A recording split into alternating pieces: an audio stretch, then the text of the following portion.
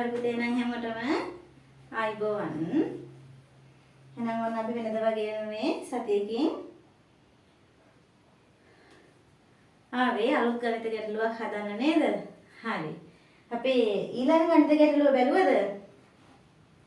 හරි ටීචර් පළවෙනි ගාන ලිව්වා. කියවන්න බලන්න. නිවසක රූපවාහිනිය පස්වරු 1 සිට පස්වරු 3:15 දක්වාද පරිගණකයේ පස්වරු 2:15 සිට පස්වරු 3:30 දක්වාද විදුලි පංකාව පස්වරු 2:30 සිට පස්වරු 3:45 දක්වාද ක්‍රියාත්මක වුණේ විදුලි උපකරණ තුනම එකම විට ක්‍රියාත්මක වූ කාලය කොපමණද? මොනවද මේ කියන්නේ? රූපවාහිනිය පරිගණකය විදුලි පංකාව මෙන්න මේ විදුලි උපකරණ තුනම ක්‍රියාත්මක වෙලා තියෙනවා. හැබැයි එක එක වේලාවට තමයි ආරම්භ වෙලා තියෙන්නේ අවසන් වෙලා තියෙන්නේ. අහන්නේ අපෙන් එකම විට එක විට මේ උපකරණ තුනම කොච්චර කාලයක් ක්‍රියාත්මක වුණාද කියලා. ඒ කියන්නේ ගත වූ කාලය අහන්නේ.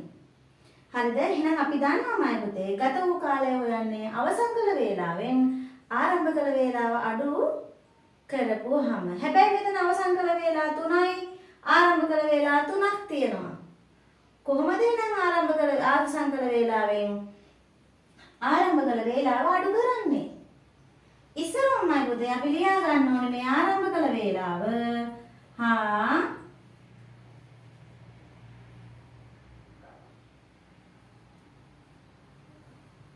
අවසන් කළ වේලාව අපි ලියා ගන්නවා.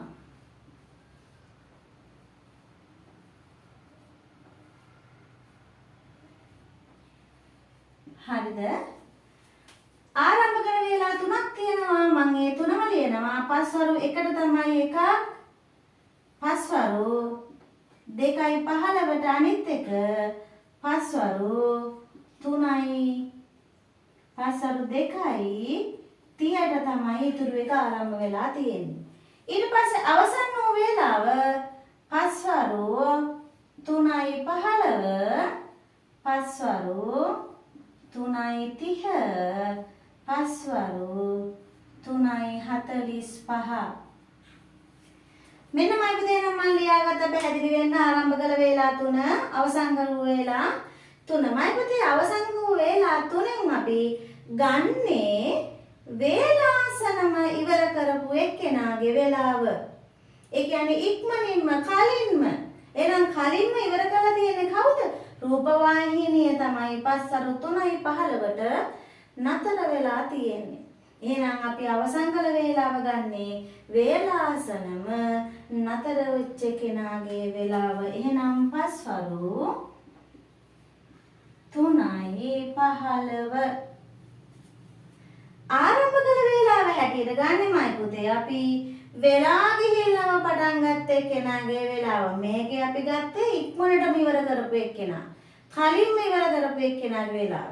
මෙතන ගන්නේ අපි පරක්කු වෙලාම නේද? වෙලා ගිහින් පටන් ගන්න එක්කෙනාගේ වේලාව.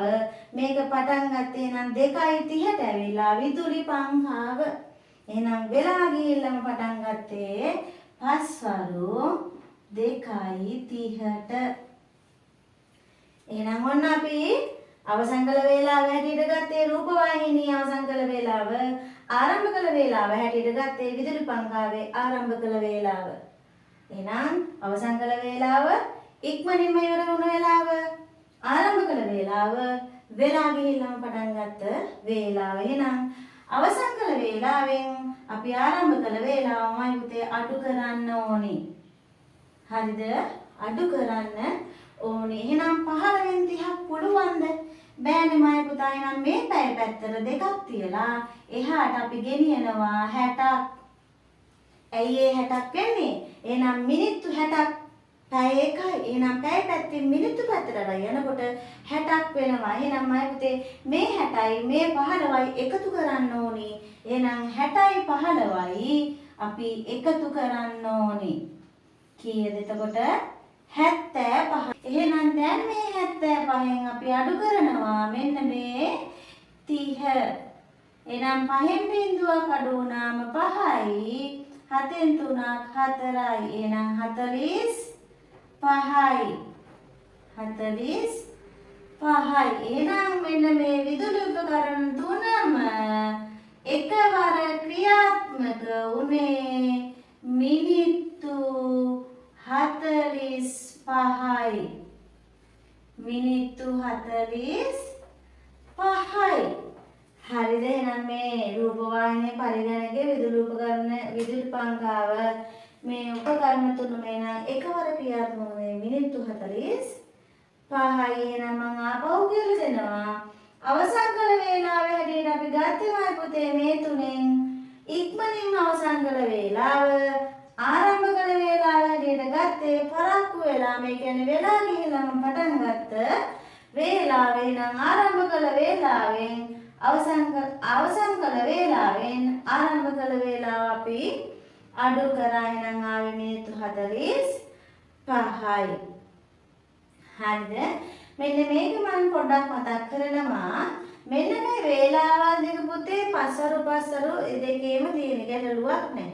දෙකම පෙරවර නම් ඒත් ගැටලුවක් නැහැ. හැබැයි එකක් පස්සරු වෙලා එකක් පෙරවර වුණොත් එහෙම අපි පස්සරු පැය 24ට හරවගෙන ඉන්න ඕනේ අඩු කරන්න කලින්.